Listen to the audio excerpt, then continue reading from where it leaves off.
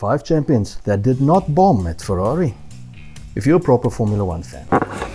What? Now wait, before I continue. What constitutes a proper Formula 1 fan? Well, if you do more than watch Drive to Survive, you follow at least 10 Grands Prix per year. You have a favorite team and a favorite driver, and they're not necessarily in the same team. And you don't suddenly stop supporting, say, Sir Lewis when the Prince of Orange becomes the new champion. You actually keep supporting your team and driver even if they don't win. Then you are, in my opinion, a proper Formula 1 fan. Now back to where we began. If you are a proper Formula 1 fan, you probably have a bit of a soft spot for Ferrari. It's just the way it is. Most fans respect the old lady of the sport deeply and want Ferrari to win if their own team can't. It's just the way it is. I freely admit to being a stupidly stubborn papaya fan since the days when they were still the Marlboro-sponsored red and white machine that conquered all in the late 80s, giving away my age. Yet I loved the Ferrari's resurgence second half of 2024, although I probably appreciated it a bit more when Ferrari had the decency to let Lando win McLaren the Constructors' title. Where am I going with this? The more impatient among you may be asking. Daddy, chill. I'm getting to it. Most drivers dream of steering the red dream machine to victory, and that is where my train of thought is headed. With GOAT contender Lewis Hamilton leading the little horses charge in 2025, I thought it a great idea to have a look at some champions who joined Ferrari in the past and did not fail. We made a video a few months ago looking at high-profile drivers that failed at the Bronzing Horse. Feel free to have a peek at that one over on our channel. Number 5, Sebastian Vettel, who has 2 thumbs and isn't afraid of controversy. This guy. Yes, his final season at Ferrari was so bad. His car may as well have been named Chernobyl. He wasn't anywhere near the levels he reached at Red Bull, where he won 4 World Drivers' Championships in a row. But he came so very, very close to making Ferrari great again. He was almost the Donald Trump of Ferrari drivers. Yet, he is mostly remembered as a failure at Ferrari. But the stats don't agree. 14 victories in 6 seasons puts Vettel 3rd on Ferrari's all-time win list, behind Michael the Goat Schumacher, and Nicky can't even be beaten by Fire Lauda. For some context, Charles Leclerc has 8 wins for the Scuderia. 3rd, 4th, 2nd, and 5th. And then that horrible 13th were Vettel's World Drivers' Championship results for Ferrari, and in 2017 and 2018 it took a combination of bad luck and amazing Mercedes and Hamilton performances to steal the title from the Germans' grasp. It could very easily have been different those 2 seasons, and for those reasons I conclude that the Vet may not have been a smashing Adrian Newey-led success at Ferrari, no, but he was also far from an Allahu Akbar yelling dude in a dress. Allahu Akbar!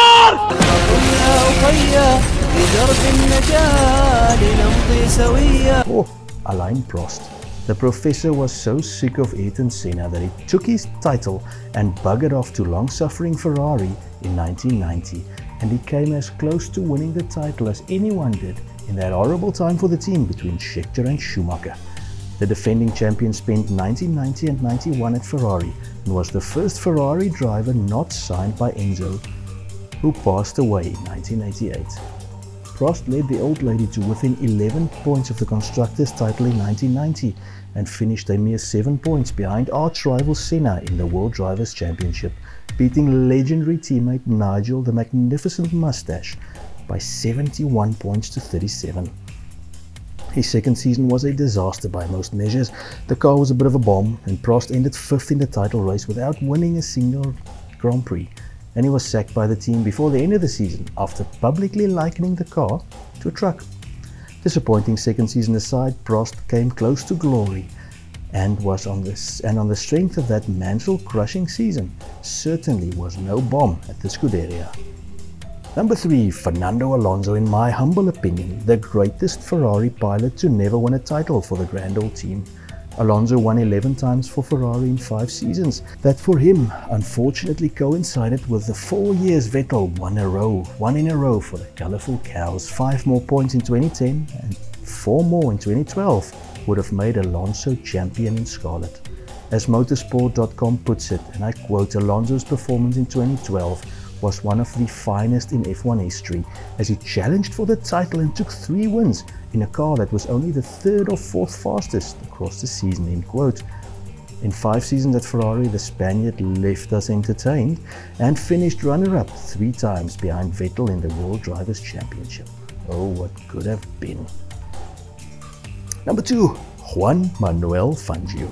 If you do not know who this is, stop watching now. If you're subscribed, please unsubscribe.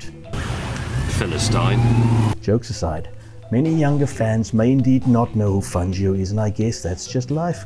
Suffice it to say that Fangio was the ultimate high mark all drivers strove to emulate before Senna and Schumacher came round.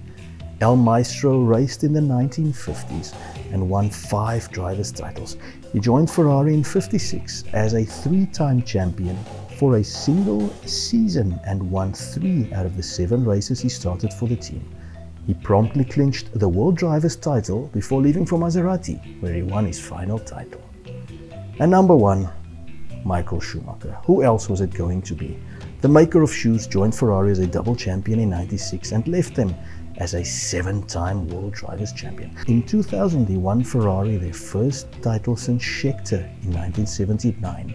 He did what Prost, Alain, Berger, Mansell and a host of other world-class drivers failed to do and made Ferrari great again. 72 times he crossed the finish line first for the team in red and left the team as their and the sport's most successful driver. Most of his records have since been beaten by Lewis Hamilton, the man who inspired this video. And at 40 years old, Hamilton won't become Ferrari's greatest driver. But if he can somehow roll back the years and regain the form he showed in the 2017, 2018, 2019 seasons, he can pull Team Ferrari to their first title since 2007. Personally, I don't think he will. And on the basis of his history, I believe it won't take long before Hamilton and Leclerc will be at each other's throats, which could lead to a mini civil war in the team between supporters of each driver, much like happened at McLaren with Lewis and Alonso and at Mercedes with Rosberg. Maybe I'm wrong. I hope I'm wrong. Maybe the team gels and Lewis and Leclerc battle McLaren for the driver's title cleanly. Who knows? But that's the beauty of Formula 1. In a few months, we'll all know if Max wins a 5th, Lando or Leclerc a 1st, or Hamilton wins number 8 and disappears off into the sunset. I can't wait to see what happens. And so, we've reached the end of another video. I will not ask you to subscribe. Obviously, you are an intelligent person, and you realize how much a smaller channel needs that absolutely free, no hassle, click of the subscription, the like, and even possibly the comment to bamboozle the algorithm and make it a big channel. So thank you for watching. I appreciate you, and I hope to hear from you in the comments. God bless and goodbye.